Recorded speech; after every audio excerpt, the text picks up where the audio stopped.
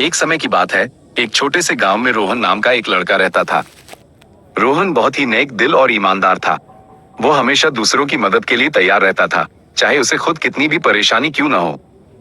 गांव के पास एक घना जंगल था, जहां से गांव वाले अक्सर लकड़ियां लेने जाते थे। एक दिन रोहन भी जंगल में लकड़ियां काटने गया। चलते चलते वो बहुत अंदर चला गया और अचानक उसे एक बूढ़ी औरत की आवाज सुनाई दी जो दर्द से करा रही थी। रोहन आवाज की दिशा में गया और देखा कि एक बूढ़ी औरत का पैर एक बड़े पत्थर के नीचे फंस गया था। वो दर्द से बेहाल थी और कोई उसकी मदद करने वाला नहीं था। बिना एक पल भी सोचे रोहन ने अपनी पूरी ताकत लगाकर उस पत्थर को हटाया और बूढ़ी औरत के पैर को धीरे से बाहर निकाला। बूढ़ी औरत बहुत खुश हुई और उसने रोहन को धन्यवाद दिया। रोहन ने उसे घर तक पहुंचाया और रास्ते भर उसका सहारा बना रहा। घर पहुंचने पर बूढ़ी औरत ने रोहन को एक छोटा सा लकड़ी का डिब्बा दिया और कहा, बेटा, तुमने मेरी मदद की है। यह मेरी तरफ से एक छोटा सा उपहार है। इसे तब तक मत खोलना जब तक तुम्हें इसकी सबसे ज्यादा जरूरत न हो।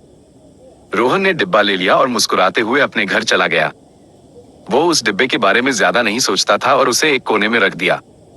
कुछ समय बाद गांव में भयंकर सूखा पड़ गया। फसलें सूख गईं और लोगों को खाने पीने की दिक्कत होने लगी। गांव वाले बहुत परेशान थे। रोहन भी उदास था, क्योंकि वो अपने गांव वालों को इस तरह दुख में नहीं देख सकता था। एक रात जब रोहन गहरी सोच में था, उसे उस बूढ़ी औरत और उस डिब्बे की याद आई। उसने सोचा, शायद अब मुझे इस डिब्बे की जरूरत है। उसने डिब्बा खोला और जैसे ही उसने खोला, डिब्बे से चमकती हुई रोशनी निकली। डिब्बे के अंदर सोने के सिक्के भरे हुए थे। रोहन ने बिना एक पल भी सोचे उन सिक्कों को गांव के मुखिया को दे दिया और उनसे कहा कि इन पैसों से गांव के लिए कुआं खुदवाया जाए और अनाज खरीदा जाए।